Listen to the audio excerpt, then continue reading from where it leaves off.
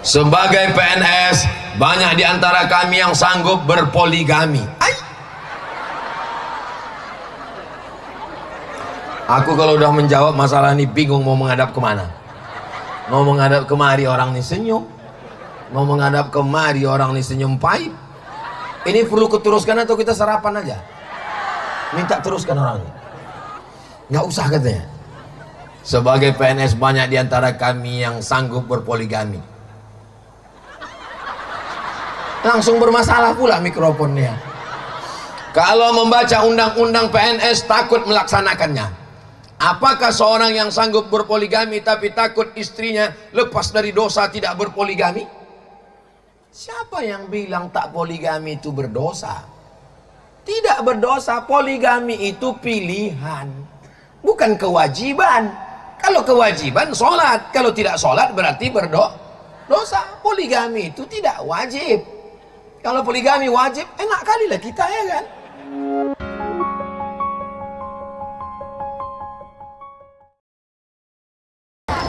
Assalamualaikum warahmatullahi wabarakatuh.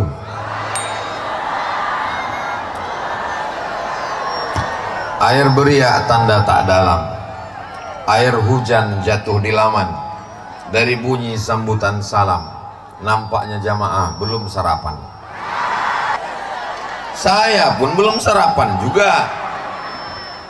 Ustadz Somad kan enak di atas. Ada telur ayam, ada teh manis, ada jeruk, ada pisang, ada salak. Memang makanan banyak, cuman orang tuh tak ada yang makan. Ku tengok ke kanan Bupati diam, ku kiri Pak Bupati pun tak ada mencolek-colek telur ayam tuh. Ustadz Jel pun ku singgung-singgung, dia diam juga. Pak Kapolres yang ku anggarkan polisi berpistol pun tak juga sarapan. Lain pikir enak di atas tuh, meniti air liur awak. Apa kabar Bapak Ibu semuanya, sehat? Alhamdulillahi Rabbil. Allahumma salli ala Sayyidina Muhammad wa ala ali Sayyidina Muhammad. Hadirin hadirat, muslimin muslimat, mukminin mukminat yang belum berbini dan belum bersunat, semuanya ini dimuliakan Allah Subhanahu wa ta'ala. Kenapa mulia? Karena kita sholat subuh berjamaah. Nama siapa yang tertidur subuh tadi walam yusolli, hingga dia tak sholat subuh berjamaah, balas syaitanu fi udhunihi, maka setan kencing di telinganya. Yang datang terlambat tadi bukan berarti dia tidak sholat subuh berjamaah. Dia sholat subuh dulu di masjid dekat rumah dia, baru datang kemari. Ini perlu saya jelaskan supaya apa? Jangan ada dusta di antara kita. Bagaimana rasa Ustadz Abdul Somad tausiah pagi ini? Rasanya macam kriminal. Kok gitu Pak Ustadz? Ini ada polis lain di samping ini.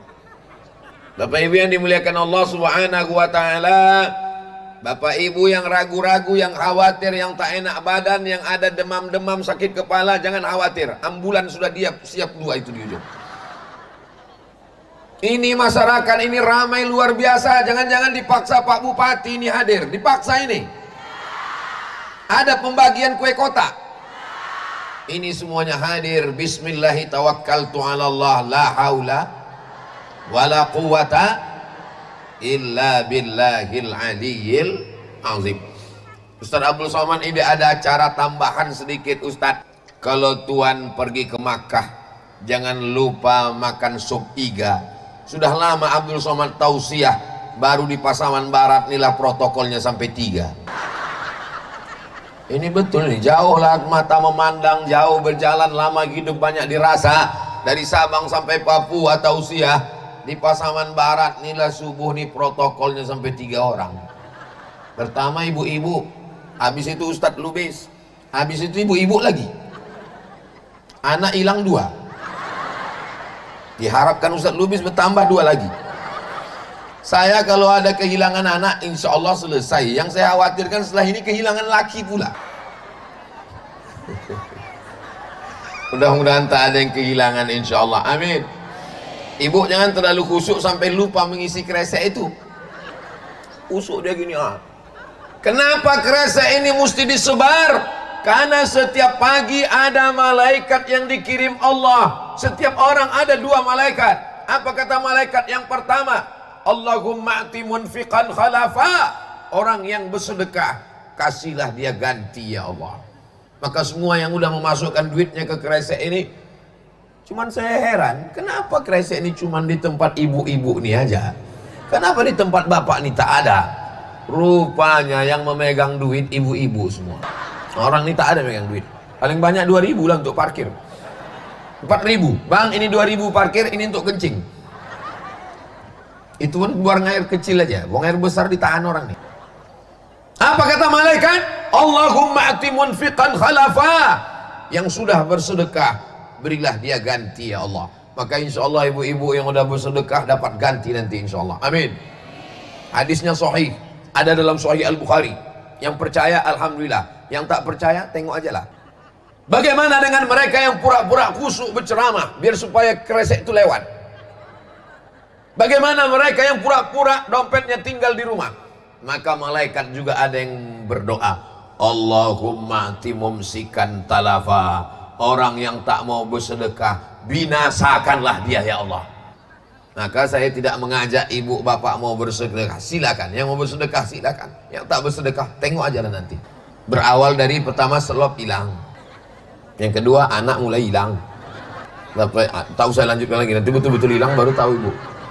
Bapak ibu yang dimuliakan Allah subhanahu wa ta'ala, maka alam yang indah, apa kata Pak Bupati tadi, kalau sudah Bukit Pasaman nampak cerah di waktu pagi, maka sampai sampai petang, sampai hari kiamat insya Allah cerah insya Allah. Amin. Ini nikmat mesti kita syukuri. Lisan mengucapkan alhamdulillahi rabbil alamin. Hati bersyukur dengan ridha, sabar, tawakal, qanaah. Tema kita pada subuh kali ini ada 3 kunci. Ada di atas tulisannya. Tak bisa saya tengok, tertutup oleh bapak-bapak yang ganteng-ganteng luar biasa. Yang pertama, menjaga iman. Yang kedua, menjaga persatuan. Yang ketiga, menuju kemakmuran. Sallallahu ala Muhammad, sallallahu alaihi wasallam, sallallahu ala Muhammad, sallallahu alaihi wasallam. Ya Nabi salam alaika, ya Rasul salam alaika, ya Habibi salam alaika, salawatullah alaika. Kenapa sebentar aja selawatnya Pak Ustadz? Cukuplah untuk TikTok. Nah, jangan lupa diupload nanti. Siap diupload? Masukkan ke Instagram, masukkan ke YouTube, masukkan ke Twitter, masukkan ke TikTok sebagai syiar. Supaya apa? Semua orang bisa menengok. Begini orang Pasaman Barat mengisi waktu subuhnya. Penuh lapangan kantor bupati. Tadi kusangka tadi pot-pot bunga aja di atas. Rupanya ada orang. Iya betul, tadi pas mau sembahyang aku tengok besar-besar juga lah pot itu dulu. Orang rupanya, Masya Allah. Hai guys. Bapak Ibu yang dimuliakan Allah subhanahu wa ta'ala, 3 yang mau kujelaskan pada subuh ini. Yang pertama adalah menjaga iman. Mari tanamkan iman ke dalam anak-anak kita. Salah anak yang dikandung ibu 9 bulan 10 hari. Di Pasaman Barat mengandung masih 9 bulan 10 hari. Apanya orang ini? Aku bertanya dia ketawa. Di tempat lain udah tak 9 bulan 10 hari lagi. Menikah Januari, April lahir. Terus ditanya, cepat kali anak kau lahir. Ini edisi minimalis Pak Ustadz. Anak bapak yang dikandung istri bapak 9 bulan 10 hari, disusukan 2 tahun, itu lahir sudah dalam keadaan Islam. Mana dalilnya? ma min mauludin illa yuladu alal fitrah. Setiap anak yang lahir itu lahir dalam keadaan fitrah. Apa arti fitrah? Kata Abu Hurairah, fitratul Islam. Makanya dalam hadis dikatakan fa'abawahu, bapaknya, ibunya. Ustaz, janganlah tunjuk pakai tangan kiri, itu kan untuk cebok. Oke, gugat. Fa'abawahu, emaknya, ayahnya, yuhawidanihi, orang tuanya lah yang menjadikan anak itu jadi Yahudi. Orang tuanya lah yang akan menjadikan anak itu Nasara. Tak ada hadis mengatakan orang tuanya menjadikan anak itu Islam. Tak ada. Karena anak yang ibu kandung lahir sudah dalam keadaan syahadatnya kapan, Beb? Kalau memang anak itu lahir Islam, kapan dia bersyahadat? Bersyahadatnya sebelum masuk ke dalam rahim ibu. Kapan dia bersyahadat? Mana dalilnya? Wa idh akhadha rabbuka min bani adama min zuhurihim dzurriyyatahum wa ashhadahum ala anfusihim. Ingatlah ketika semua ruh berkumpul, ruh bapak berkumpul, ruh ibu berkumpul, ruh Pak Bupati berkumpul, ruh Bapak Kajari dari Sulawesi Selatan, Makassar, kota paling jauh di dunia, ujung pandang, berkumpul. Ruh Bapak Kapolres dari Yogyakarta berkumpul, ruh Ustadz Somad berkumpul. Waktu itu belum ada darah, belum ada kuku, belum ada bulu, belum ada kulit, belum ada tulang. Mohon maaf, tulang-tulang jangan tersinggung. Belum ada. Yang ada hanya ruh. Ketika itu semua ruh berkumpul, Allah bertanya kepada ruh. Apa kata Allah? Alastu bi rabbikum, bukankah aku ini Tuhan kamu? Semuanya menjawab, bala syahidna. Ruh anak ibu yang ada dalam rahim ibu sebelum masuk ke perut ibu, mereka sudah bersaksi, asyhadu an la ilaha illallah wa asyhadu anna muhammadan rasulullah. Jadi ibu hanya menjaga yang ada di dalam. Makanya selama mengandung banyak-banyak baca Quran. Assalamualaikum Bu ya. Waalaikumsalam. Assalamualaikum Tuan Guru. Waalaikumsalam. Aku sedang mengandung anak ini. Kata Tuan Guru, kata Buya, kata Kiai, kau banyak-banyak baca surat Yusuf supaya terjaga iman anakmu di dalam. Tapi ibu ini salah sangka, disuruh baca surat Yusuf, disangkanya biar anak tuh ganteng macam Nabi Yusuf. Pas lahir hitam. Komplain pula tuh ke Ustadz. Kata Ustadz baca, mana ada ku bilang anak kau lahir. Tapi Ustadz ini orangnya tak pemarah, lembut aja. Kenapa anakku macam ini Pak Ustadz? Laki kau mana? Bukannya laki, sama inilah dia. Mana pula mungkin laki hitam anak putih? Curigalah orang ada kontribusi tetangga. Bapak Ibu yang dimuliakan Allah Subhanahu wa Ta'ala, makanya kalau mengandung anak, bacakan, sholawatkan. Kenapa? Supaya dapat syafaat Nabi Muhammad sallallahu alaihi wasallam. Sambil masak sarapan, ibu mengandung memegang perut anaknya. Apa kata dia? Salatullah, salamullah ala toha rasulillah. Anak di dalam tenang. Inilah anak-anak yang ada di Pasaman Barat ini. Pasti ibu-ibunya dulu waktu mengandung bersodakoh. Sholawat betul, sodakoh isi juga. Aku tengok kresek ini udah mulai hilang. Udah penuh insya Allah, amin. Tapi ibu-ibu zaman sekarang, kenapa anaknya tak mau pengajian? Dinyanyikannya lagu keong racun kucing garong selimut tetangga pulang-pulang berbadan dua. Dia tak tahu bahwa itu adalah doa. Hari ini Abdul Somad tidak hanya sekedar mengajar, tapi diajar. Ini ada acara tambahan pagi ini. Nanti sebelum Ustaz Somad tausiah, izin Pak Bupati, tolong kami ingin menyambut dia. Kata Pak Bupati, kita besarkan hati orang Pak Ustadz, kita terima tawaran ini. Saya tinggal mengangguk aja. Iya kata saya.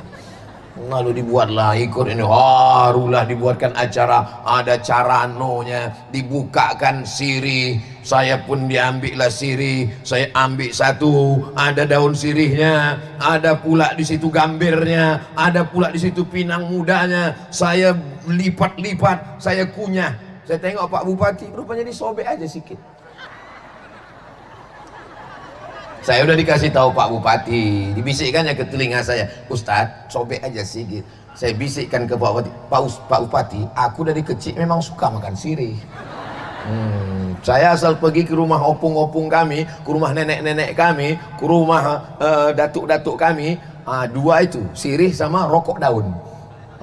Bapak Ibu yang dimuliakan Allah, orang yang makan sirih, insya Allah giginya tidak akan dimakan ulat. Kenapa? Ulat tuh menengok warnanya pun takut. Makanya nenek-nenek kita dulu sampai tua giginya bertahan. Kata ulat tuh pas nengok, kalau ini nanti ajalah.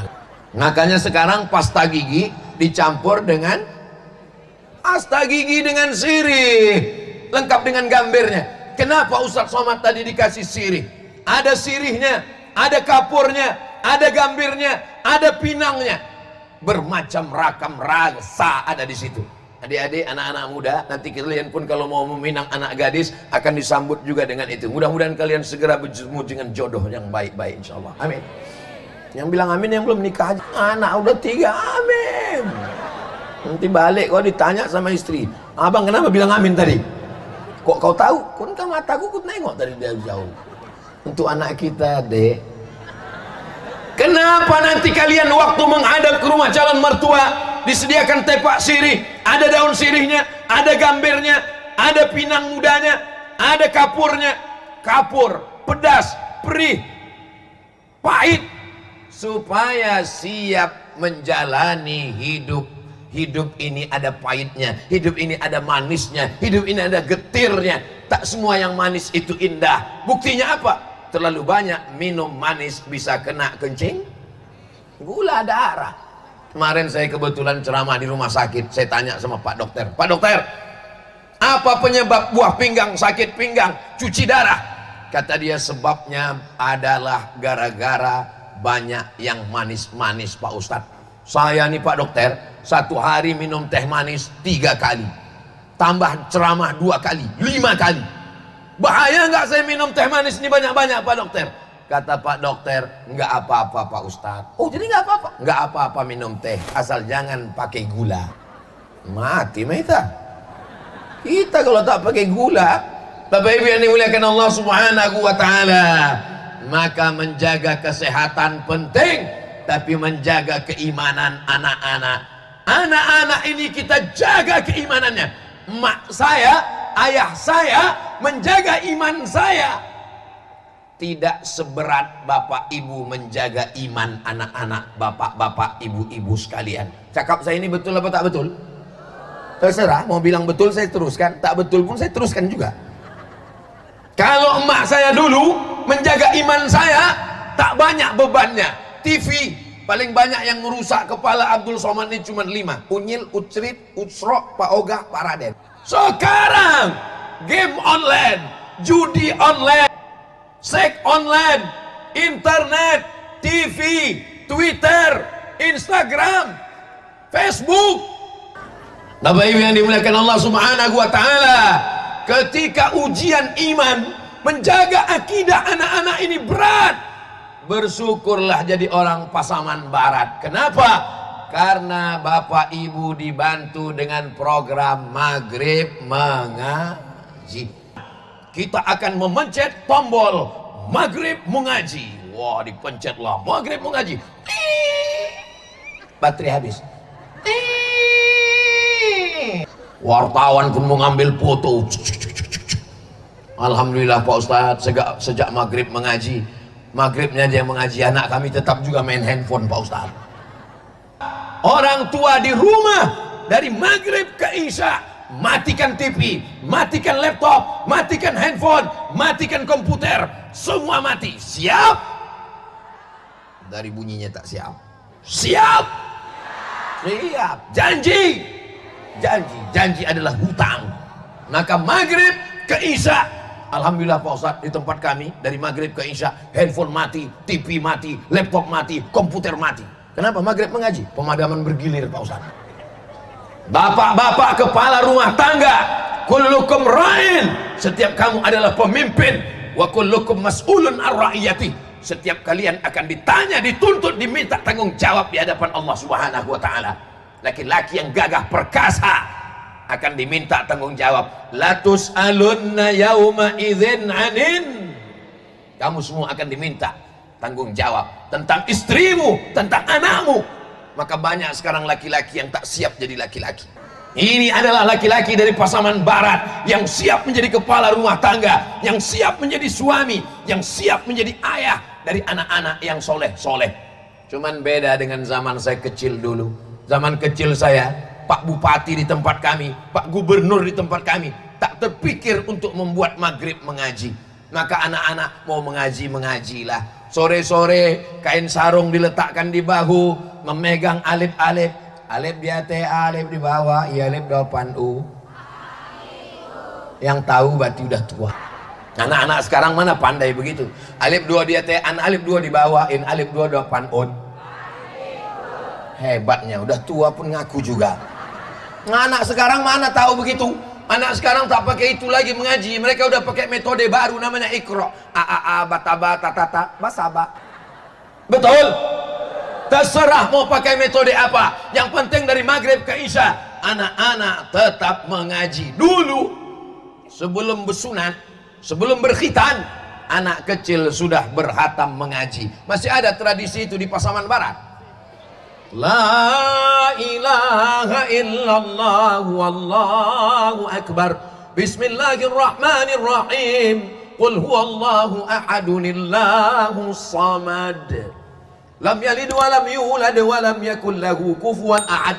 Dibaca dari wadduha sampai kul a'udzu birabbin nas, lanjutkan Al-Fatihah, lanjutkan surat Al-Baqarah sampai wa ulaika humul muflihun. Guru mengaji membacakan doa khatam kaji. Maka tak ada laki-laki yang tak bisa baca Quran. Tapi di Pasaman Barat tidak hanya maghrib mengaji, tapi ada program namanya tahfiz Quran. Anak SD, anak SMP di Pasaman Barat hafal Quran 12 juz. Amin. Kalau ada anak SMP, anak SD, SMA kenapa tak diurus Pak Ustadz? SMA itu bukan urusan bupati. Yang diurus bupati itu cuman SD dan SMP. Bapak Ibu percaya anak Pasaman Barat hafal Quran 12 juz tamat SMP? Orang yang di luar sana mungkin tak percaya. Sekarang kita minta anak kita yang ganteng, yang soleh. Mana masih ada di atas? Tolong kawani Ustadz di bawah dulu nak. Kasih mikrofon dulu Pak Panitia. Kita sedang jumpa dengan anak Pasaman Barat yang ganteng luar biasa. Dari Maliki. Maliki itu nama orang. Kami sebelumnya tidak pernah jumpa. Kami sebelumnya tidak pernah janjian. Kami bertemu baru di sini. Betul kan? Betul kan? Hah? Di Bukit Tinggi. Oh, pernah jumpa di Bukit Tinggi katanya. Itulah tak bisa anak-anak ini kita ajak bohong. Maksudnya pertanyaannya yang mau Ustadz kasih subuh ini tak ada konspirasi di antara kami. Ini hanya kebetulan saja. A'udzu billahi minasy syaithanir rajim. Bismillahirrahmanirrahim. Inna lil muttaqina mafaza. A'udzu billahi minasy syaithanir rajim.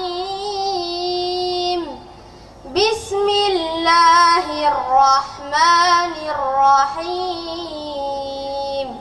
Inna lil muttaqina mafaza. حدائق وأعنابا وكواعب أترابا وكأسا دهاقا لا يسمعون فيها لغوا ولا كذابا إن الله لا يستحي أن يضرب مثلا ما بعوضة فما فوقها إن الله لا يستحي أن يضرب مثلا ما بعوضة فما فوقها فأما الذين آمنوا فيعلمون أنه الحق من ربهم وأما الذين كفروا فيقولون ماذا أراد الله بهذا مثلا يضل به كثيرا ويهدي به كثيرا وما يضل به إلا الفاسقين وسارعوا إلى مغفرة من ربكم وجنة عرضها السماوات والأرض أعدت للمتقين الذين ينفقون في السراء والضراء والكاظمين الغيظ والعافين عن الناس والله يحب المحسنين. Sadaqallahul azim. Anak-anaknya aja begini di Pasaman Barat, apalagi mak ayahnya. Betul? Tak percaya, teslah satu-satu. Malu saya rasanya depan anak-anak kecil. Kelas berapa sekarang, nak? Kelas 5, Ustaz. Kelas 5, Bu. Allahu Akbar. Saya kasihlah sorban saya ke dia. Dia yang layak jadi ustadz. Baru dipakai tadi. Untuk beli es krim. Jangan banyak-banyak, nanti batuk. Naik ke atas ya. Naik ke atas. Masya Allah, Masya Allah. Hah? Surbannya, Ustaz. Naik ke atas. Ustaz, surbannya. Hah? Surbannya. Bawa. Kenang-kenangan. Dari ustadz ya. Masya Allah, Masya Allah. Al-alimu kabirun walau kana saghiran. Orang yang berilmu besar walaupun usianya kecil, walaupun umurnya kecil. Saya menghafal itu dari sejak di pesantren. Al-alimu kabirun, orang berilmu besar walaupun badannya kecil. Anak kelas 5 SD di dunia saja sudah tinggi derajatnya. Tinggi pula dia dari Ustaz Somad lagi ya. Begitulah hendaknya anak-anak kita semua, insya Allah. Amin.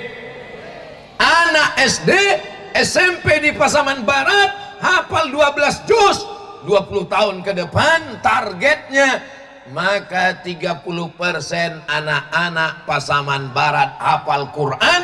Penduduk Pasaman Barat 400.000 sekian orang, maka anak-anak inilah yang akan memberikan syafaat nanti semua orang Pasaman masuk surga, insya Allah. Anak yang hafal Quran bisa memberikan syafaat.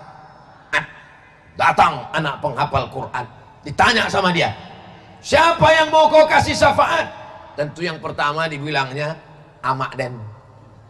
Yang kedua, ayahku. Teruslah disebutkannya sampai jatah. Habis itu ditanya lagi, siapa lagi yang mau kau kasih? Ustaz Somad katanya. Itulah caraku tadi biar dia ingat sama aku di akhirat nanti. Itu salah satu cara nyogok juga itu. Tapi sogok syariah ini. Tidak ada dustanya, tidak ada ribanya, tidak ada bohongnya. Mudah-mudahan anak-anak kita ini memberikan syafaat ke kita nanti, insya Allah. Tajun minan nur, di atas kepala emaknya, di atas kepala ayahnya akan dipakaikan mahkota dari cahaya. Allahumma salli ala Sayyidina Muhammad wa ashghili zalimin bizalimin wa akhrijna min bainihim salimin wa ala alihi wa sahbihi ajma'in. Sallallahu rabbuna ala nuril mubin Ahmad al-Mustafa Sayyidil Mursalin wa ala alihi wa sahbihi ajma'in wa ala alihi wa sahbihi ajma'in. Bapak Ibu yang dimuliakan Allah Subhanahu wa taala, kalau ada anak di kabupaten lain tidak bisa baca Quran, ditanya sama malaikat, kenapa anak kau tak bisa baca Quran? Aku sibuk mencari nafkah, di rumah pun dia juga tak bisa menghafal.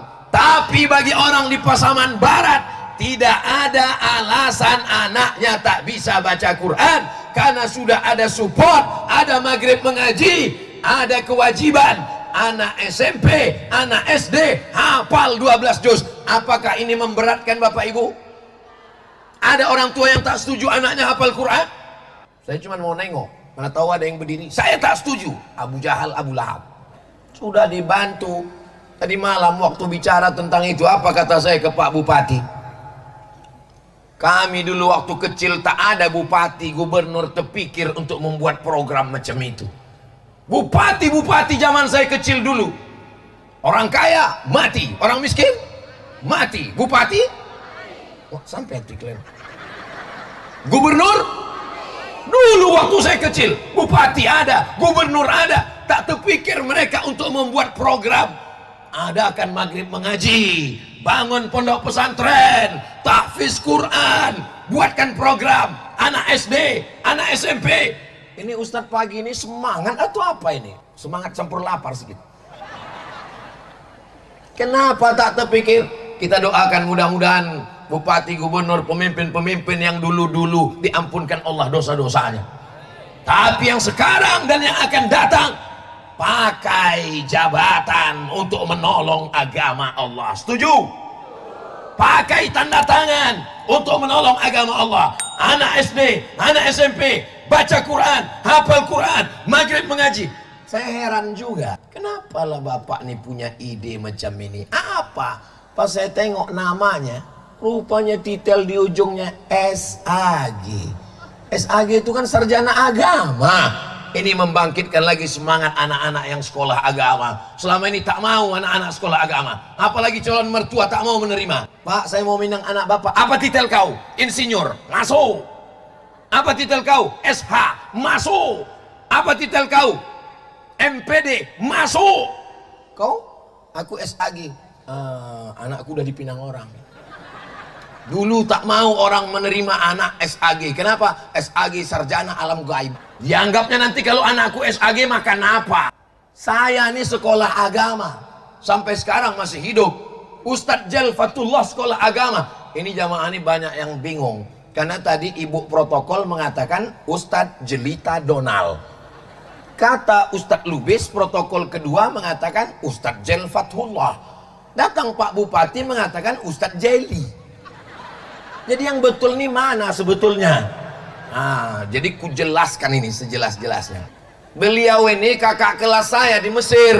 Kami sama-sama berkawan sejak tahun 1998 sampai sekarang 2023. Dari mulai Kairo, kami ke Makkah, kami ke Madinah, kami ke Jeddah, kami kuliah, kami kerja, sampai pulang 25 tahun. Sudah seperempat abad. Bersama kami di Makkah, bersama kami di Kairo, bersama kami di Bukit Tinggi, bersama di Pasaman Barat, bersama juga di surga nanti hendaknya insyaallah. Nama beliau Buya Jelfatullah, tapi di KTP Jelita Donald. Karena orang tuanya sangat ingin punya anak perempuan, anaknya laki-laki terus. Dikasih nama Jelita Donald. Beliau inilah orang yang satu-satunya jelita tapi berjenggot. Tapi orangnya baik, orangnya alim, ceramah luar biasa. Tengoklah tadi waktu dia, kalau Ustadz Somad ini ceramah masih campur-campur lagi. Beliau tadi pagi hadis terus. Mudah-mudahan Allah sampaikan segala maksud niat baik Ustadz Jelfatullah. Itu pula untungnya kalau nama kita dua. Itu yang baru tercatat di kantor KUA kan, yang baru di KTP kan. Artinya bisa sekali lagi. Tapi jangan kalian buat nama dua nanti.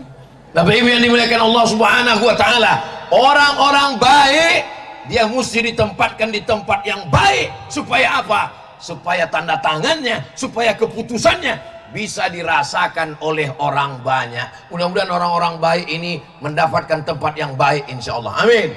Bapak Ibu yang dimuliakan Allah Subhanahu wa taala. Jadi kalau ada anak mau sekolah agama, masukkanlah sekolah agama. Mau fakultas syariah, silakan. Fakultas usuluddin, masukkan. Pondok pesantren, siap menyekolahkan anak sekolah agama? Bunyinya macam takut juga lagi. Aku tak maulah menyekolahkan anakku sekolah agama. Nanti anakku kurus macam Ustaz Somad tak makan. Aku nih kurus bukan karena tak makan, memang udah takdir nasib begini. Bapak Ibu yang dimuliakan Allah Subhanahu wa taala, orang yang takut anaknya sekolah pesantren, anaknya tak bisa jadi ulama, anaknya hanya jadi penceramah, nanti anakku hanya jadi guru mengaji. Tamat ini tolong adik-adik yang sekolah pesantren angkat tangan.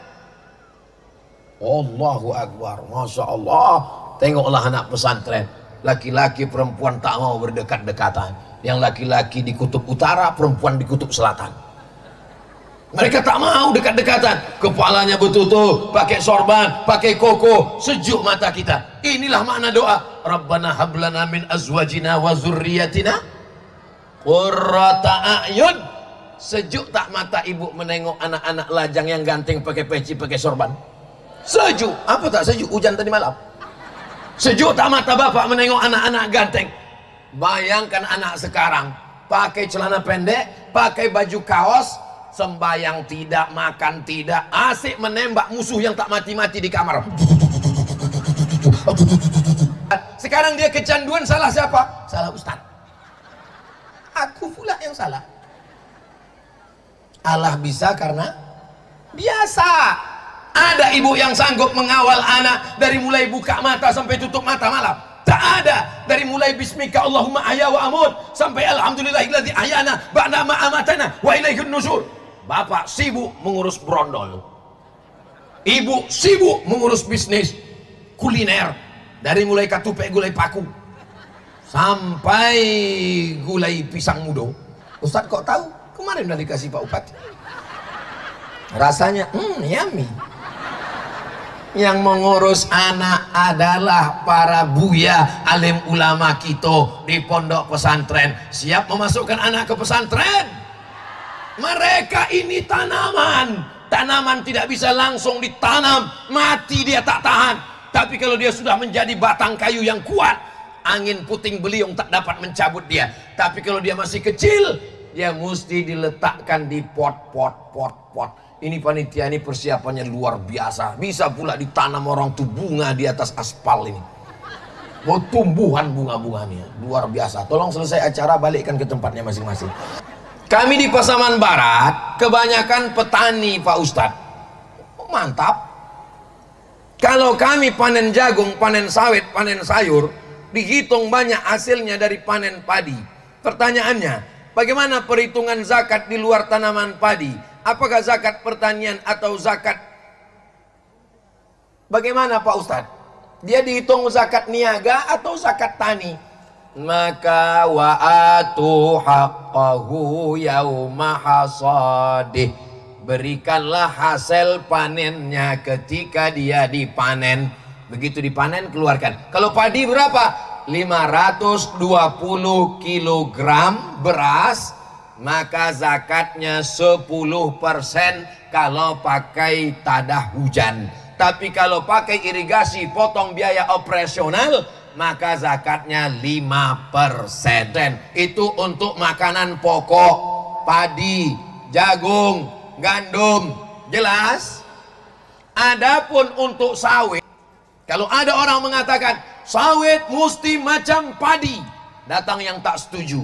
Sawit mana bisa macam padi? Sawit mana bisa zakatnya macam buah kurma? Karena sampai sekarang belum ada orang buka puasa makan sawit. Itu alasan orang yang tak setuju. Maka mereka memakai kias, yang dipakai adalah hasil dagangnya.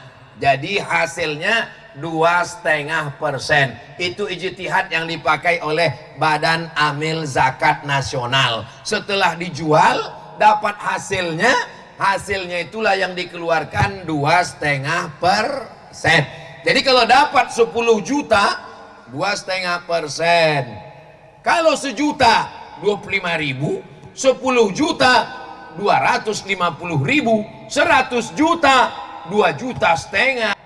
Ustadz, saya tak nangkap. Memang kalau belum sarapan gitu payah ngitung-ngitung memang.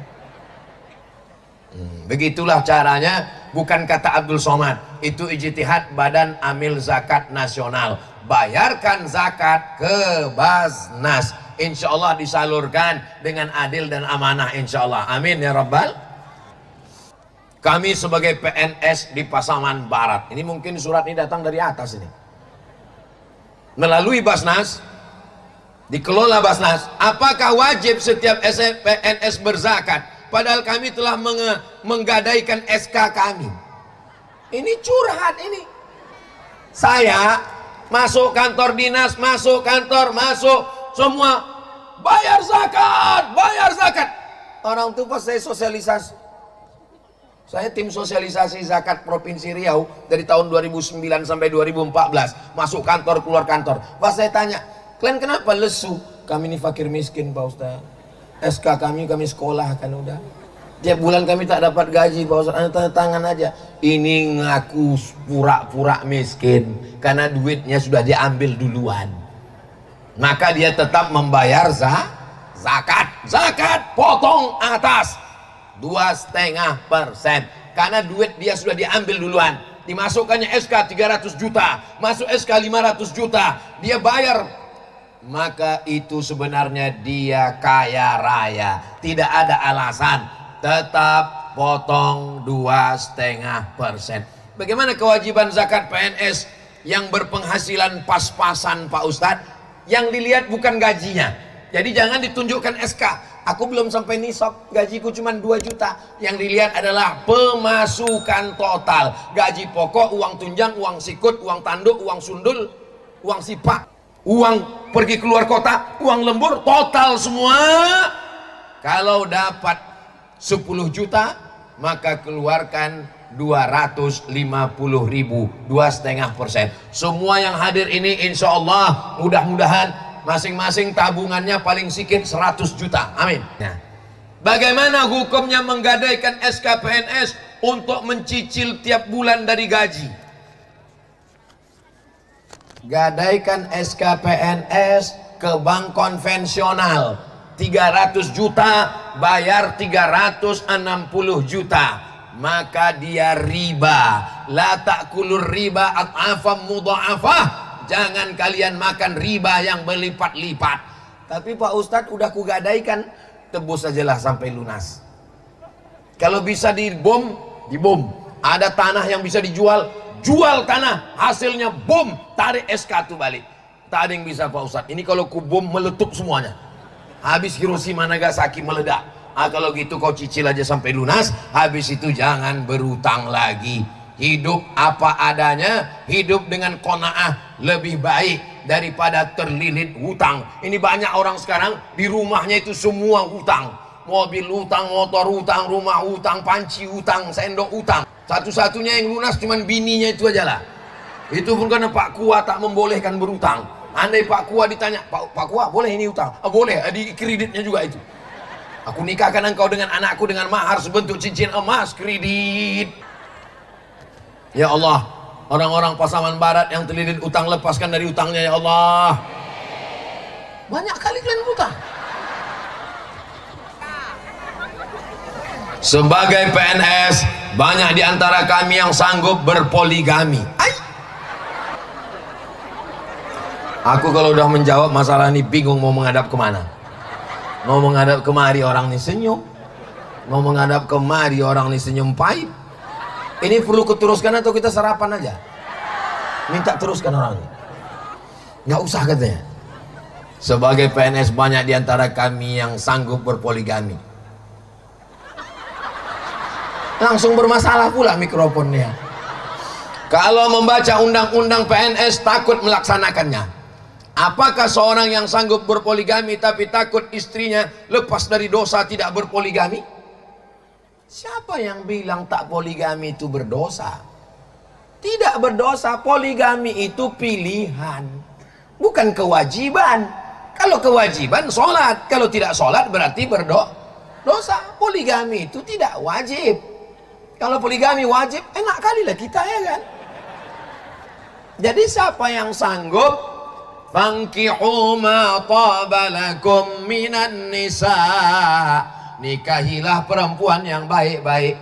Masna 2, wa sulasa 3, wa ruba 4. Fa in khiftum alla ta'dilu, kalau kau tak sanggup berlaku adil, fawahidah, satu saja cukup. Poligami ini macam naik pesawat, pintu emergensi.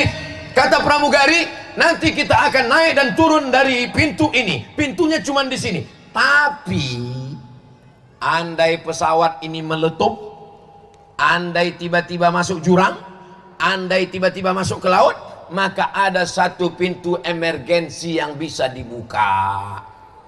Begitu juga dengan kita. Kalau normal-normal saja cukup satu.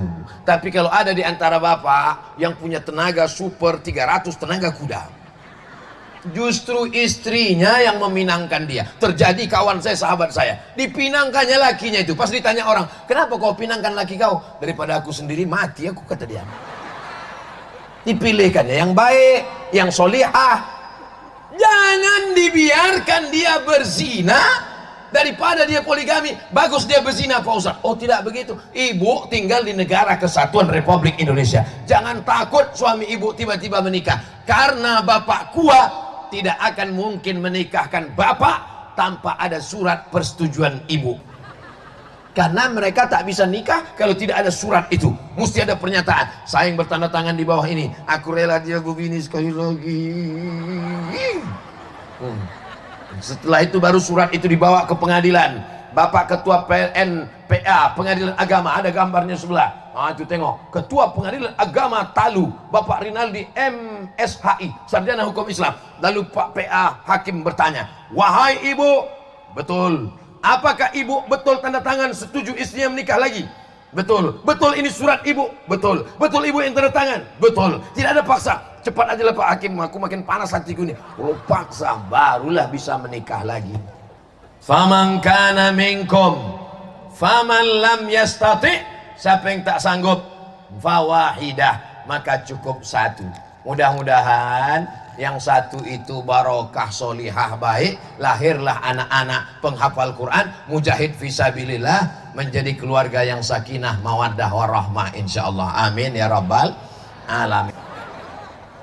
Astaghfirullah rabbal baraya, astaghfirullah minal khataya, rabbi zidni ilman nafi'ah wa wafiqni amalan salihah. Ya Rasulullah salamun alaik ya rafi'a sya atfatan ya jiratal alami ya ohailal judi wal karami ya ohailal judi wal karami.